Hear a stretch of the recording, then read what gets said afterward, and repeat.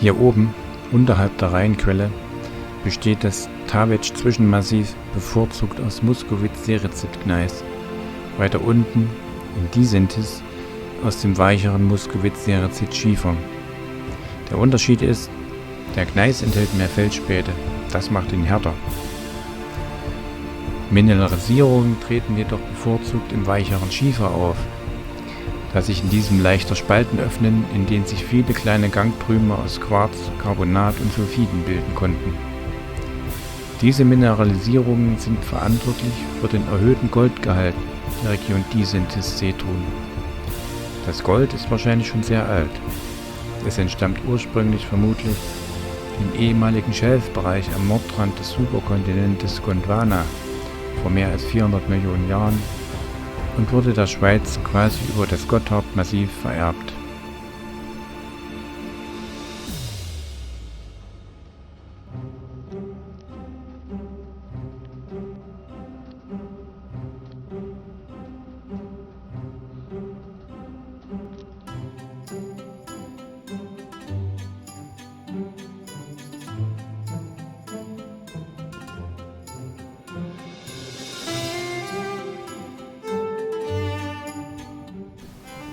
Nanu, sind wir hier in Hoppingen?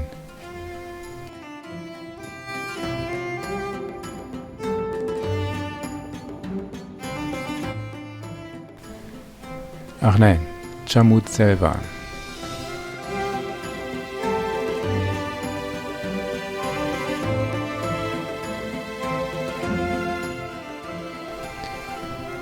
Aber das sind doch jetzt Hobbits. Ach nein, eine Schulklasse beim Goldwaschen.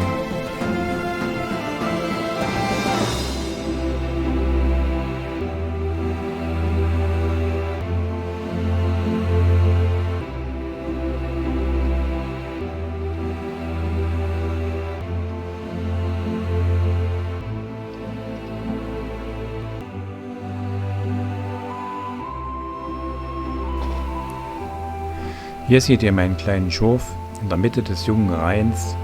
In der Ruhezone zwischen größeren Steinen fanden sich ein Dutzend kleine Goldkörner. Tiefer zu schürfen machte hier keinen Sinn, da der Bedrock viel zu tief liegt.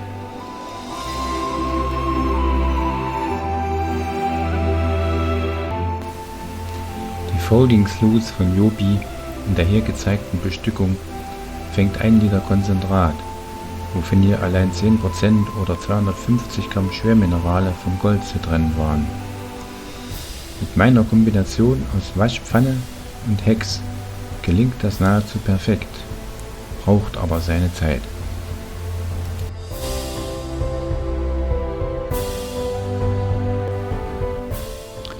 An einer anderen Stelle des Rheins fand sich diese Felstasche, die geradezu danach lechzte, von mir ausgenommen zu werden. Das Gros an Sand und Steinen habe ich einfach zur Seite geschüttet, nicht ohne 3 bis 4 Testpfannen zu waschen, die aber allesamt negativ waren. Erst als der Bedrock mit den Spalten frei lag, habe ich das Material daraus quantitativ gewonnen und die Waschpfanne damit gefüllt. Das Ergebnis folgt im Anschluss.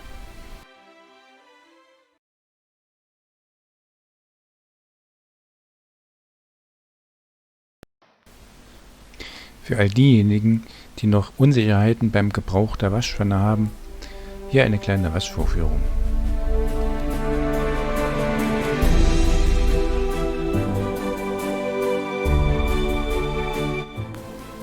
Phase 1. Nur den Pfannenrand schnell hin und her bewegen, ohne das Sediment zu drehen. Die Trübung abgießen.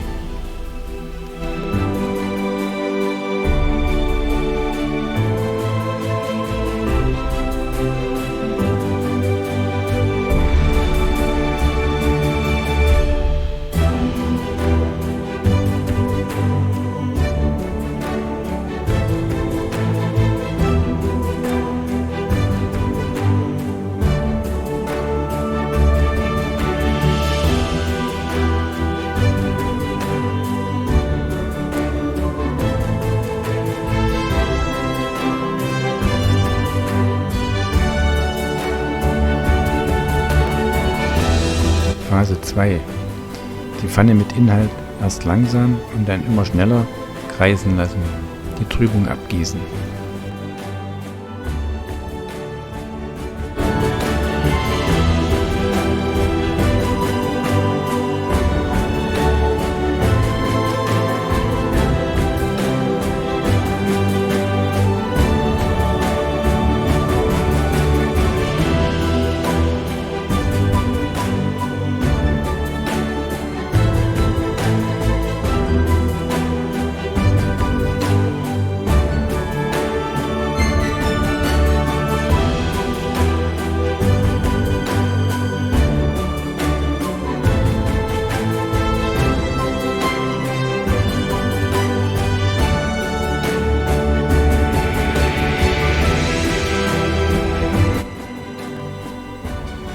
Phase 3. Die Pfanne mit den großen Riffeln nach vorn, vor und zurück bewegen. Alle Schwerminerale sollten jetzt in die Riffel gehen.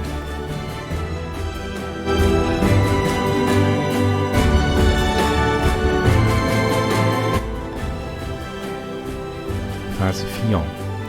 Das Sediment liegt nun schräg auf den Pfannenriffeln und wird Schicht um Schicht mit Wasser abgezogen, bis ein Rest verbleibt.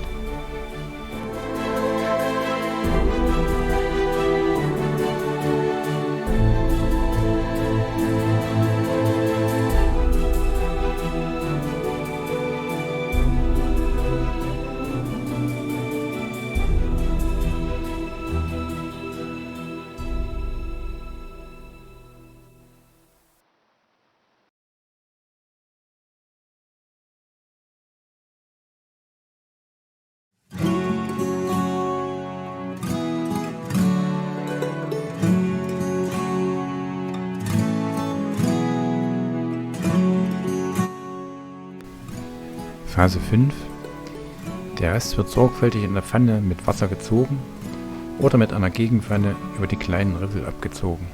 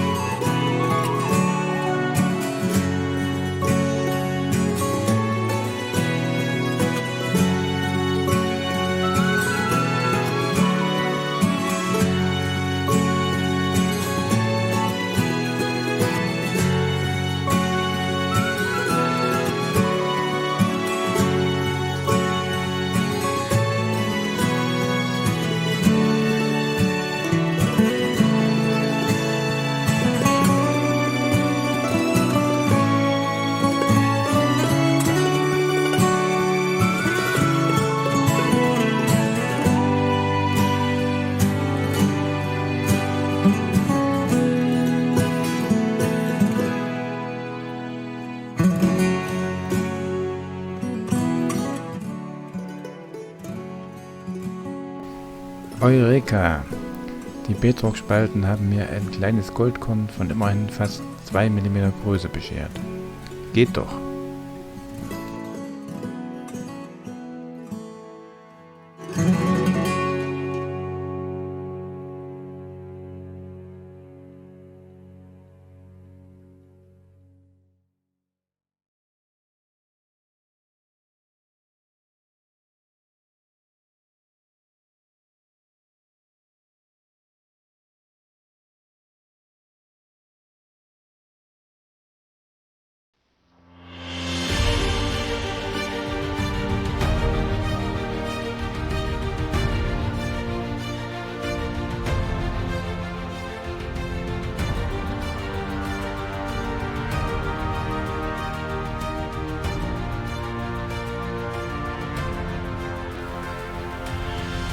Und weiter geht die Suche nach versteckten Plätzen, an denen sich doch noch etwas Gold finden lässt.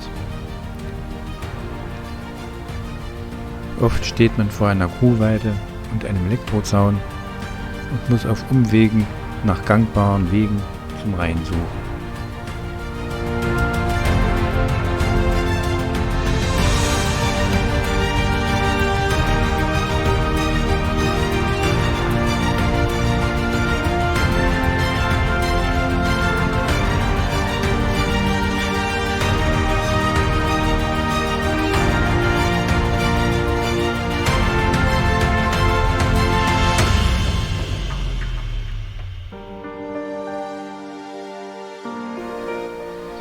Dabei steht mein Ohr plötzlich am Rande einer Steilwand mit schöner Aussicht auf den Rhein, aber ohne gangbaren Weg.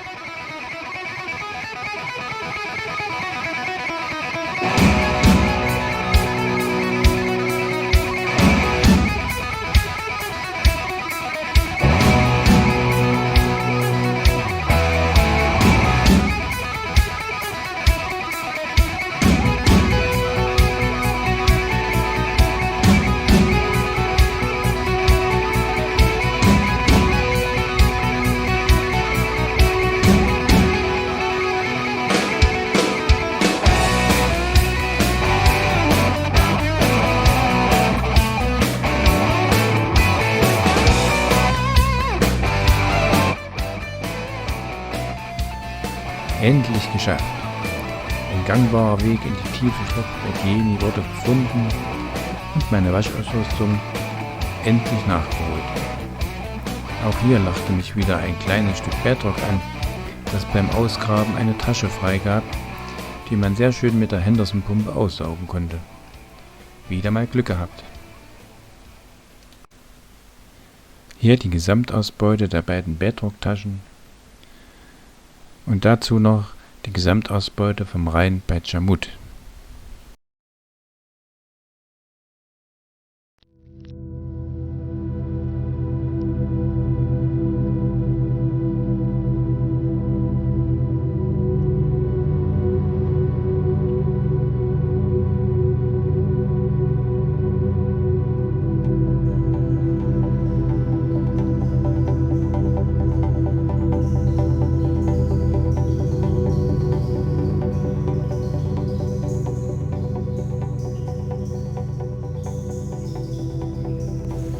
Wem diese Reise gefallen hat, möchte sich vielleicht selbst auf die Suche nach den Ursprüngen des Rheingoldes begeben.